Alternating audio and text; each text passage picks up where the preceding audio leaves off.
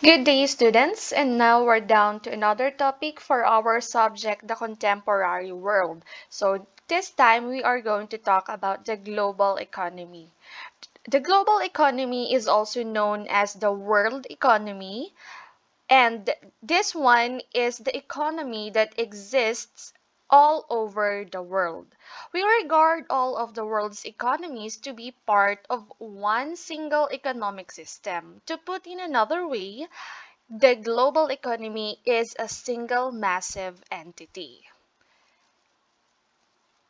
Okay, so the discussion will primarily be guided by this question: why the regions around the globe have glaring differences when it comes to economy. Okay, so economic globalization, according to the International Monetary Fund or IMF, is a historical process that is the result of human creativity and technical progress. It refers to the growing globalization of economies, particularly through the cross-border movement of commodities, services, and capital. The phrase is also used to describe the cross-border mobility of people or labor and knowledge through technology. This phenomenon can thus have several interconnected dimensions. We have the globalization of trade, of goods and services, the globalization of financial and capital markets, and the globalization of technology and communication, and lastly, the globalization of production. Okay, so let's have this one. Okay, so international trading system. International trading system networks have existed for a long time. So the Silk Road, as we can see in the picture or video, is a network of ancient world roads that stretch from China to what is now the Middle East and Europe. It is the earliest known international commercial road. So silk, which was highly esteemed notably in the area that is now the Middle East as well as in the West or today's Europe, was one of the most profitable things exchanged through this network. So from 130 BCE, when the Chinese Han Dynasty opened the trade to the west, until 1453 BCE, when the Ottoman Empire closed it, traders used the Silk Road on a regular basis. Okay, so according to historians Dennis O. Flynn and Arturo Giraldes, the globalization began when all important populated continents began to exchange products continuously, both with each other directly and indirectly via other continents, and in values sufficient to generate crucial impacts on all trading partners. So the first time the Americas were directly connected to Asian commerce channels was when the galleon trade was established in 1571, connecting Manila in the Philippines and Acapulco in Mexico. For Filipinos, it is crucial to note that economic globalization began on the country's shores. Okay, so let us look at the actors that facilitate economic globalization. First, we have the international economic and financial organizations. So this one play a significant role in the social and economic development of countries with emerging or transitional economies in many regions of the world. This position entails providing advice on development projects as well as funding and aiding with their implementation. So the international financial institutions include the IMF or the International Monetary Fund, the World Bank, Asian Development Bank, and other multilateral development banks and governments of the US and other large economies. So their goals includes reducing global poverty and improve people's living conditions and standards. Another is to support sustainable economic, social and institutional development, and lastly, to promote regional cooperation and integration. So IFIs help the national governments attain these goals by providing loans, credits, and grants. So typically, such money is tied to specific projects that promote economic and social sustainability. So it also aids their borrowers with technical and consulting services and perform substantial research on development concerns. So for example, we have the Canada. Canada is a partner and a stakeholder in the World Bank, the world's largest international financial institution, as well as many regional development banks. So this membership allows Canadian businesses and people to bid for contracts in bank-funded projects and activities. Okay, so that will be for the international economic and financial organizations. Next, we have non-governmental organizations or international NGOs. Okay, so this one are non-profit voluntary associations having members or participants from several nations that operate on an international, transnational, or global scales. Okay, so this one bring together like-minded individuals or groups of persons to engage in a wide range of activities such as those that focus on human rights.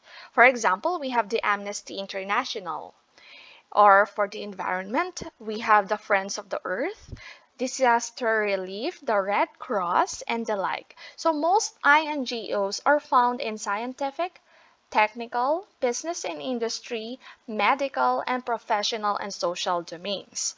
So the international NGOs can be classified into four. We have the conventional, which includes federations, universal, intercontinental, regional.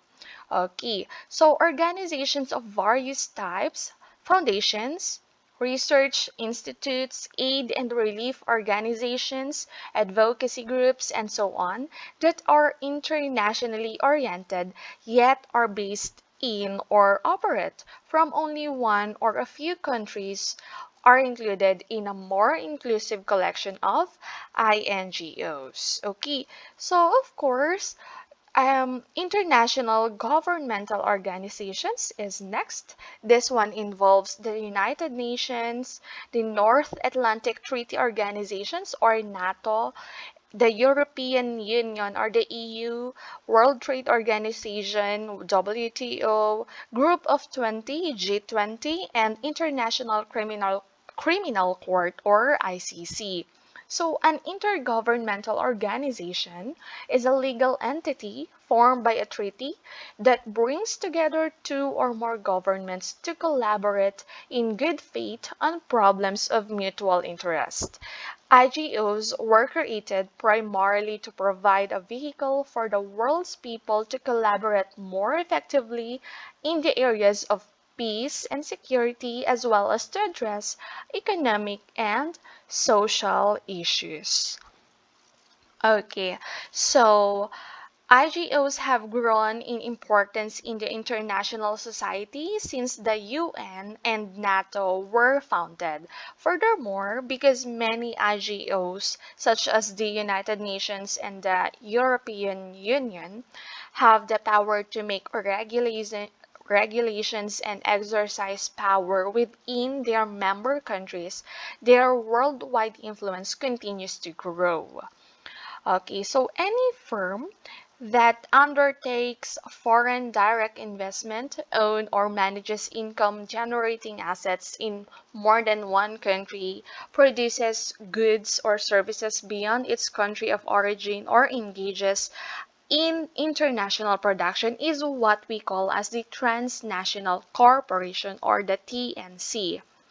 Okay, so transnational corporations, also known as the multinational corporations or multinational enterprises, are official business entities with operations in at least two countries. Okay, so one of the most transnational major TNCs is the Nestle for food and beverages. So other TNC also include the Unilever, Toyota, Motor Corporation. It also includes our vaccines for COVID-19 such as the Johnson and Johnson or the Pfizer for pharmaceutical area and among others. We also have the Samsung for the gadgets for the phones, and we also have Christian Dior, if you are familiar with that, for the textiles. So as you know, many of the brands or names that you hear in your everyday life can be classified into the transnational corporations. So if you pay attention to what is going on around you, you will see that global changes are caused by the way the global economy is organized and managed. We can watch the flow of commodities and services across national borders, as well as how a country's position in the international scene changes. So to better their position in the global system, developed and developing countries alike, such as the Philippines, must thoroughly comprehend the influence of today's global economy.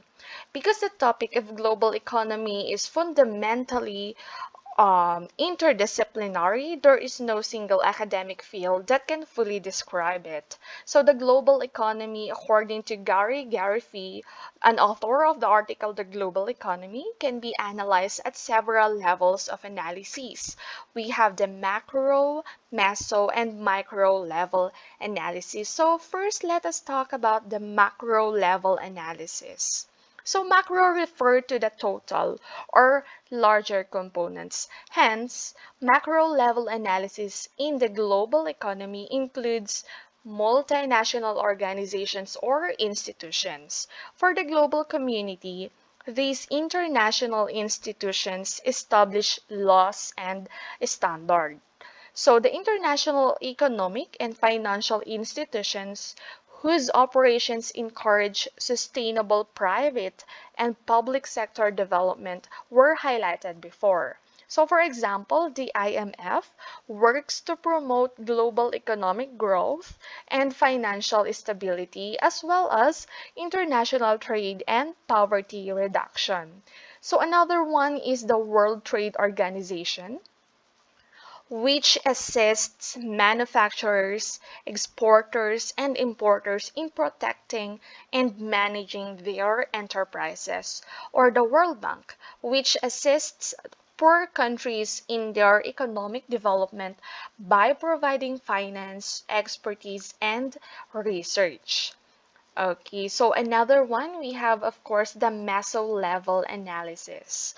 So countries and enterprises or firms are the building blocks of the global economy in a meso level perspective. The global economy is viewed as a platform for countries to compete in various product markets. So countries compete with one another in a meso level analysis. So finally, we have the macro level study, which explains how consumer groups, activists, and international social movements are resisting globalization. Okay, so we have Immanuel Wallerstein, an American sociologist and economic historian. So he coined the world systems theory. According to this theory, a country's mode of incorporation in the capitalist world economy determines the upward or downward mobility of nations in the core, semi periphery, and periphery. And these shifts can only be accurately depicted by an in-depth analysis of capitalist accumulation cycles in the long degree of history. So we can see the three divisions or regions in the global world, as we can see here in the picture. So the blue color or the blue areas indicate the core, and the purple colors indicate the semi-peripheral region, and of course the red one indicates the peripheral regions, and the gray ones, which are just small areas here in the global world indicates the other regions. Okay, so first, let us talk about the core regions. So it involves the innovative, capital-intensive production that requires higher and more specialized labor and professional skills, as well as the microchip production or pharmaceuticals, which composes the countries such as the US, West Europe, and some industrialized countries of Asia like Japan and South Korea. Meanwhile, labor-intensive manufacturing that requires just basic skills, such as mining and copra production, is found in peripheral areas. So the majority of developing countries in Asia, Africa, and Latin America are periphery countries. Meanwhile, we have the semi-peripheral regions, on the other hand, have some of the features of both a core and a peripheral region or country, or if they serve as a core to one region or country while also serving as a periphery to another country. So the countries of Southern Europe, such as Spain, Greece, and Portugal, are semi-peripheral. Okay, so the periphery is often treated as a supply of raw materials and labor, as well as a market for surplus goods by core regions or countries. So peripheral regions or countries are permanently reliant on core regions or countries because they are unable or unwilling to use their natural resources for industrialization and gaining production and innovation capabilities, which necessitates higher levels of labor and professional skills. Okay, so that will be for our lesson for today. Thank you so much.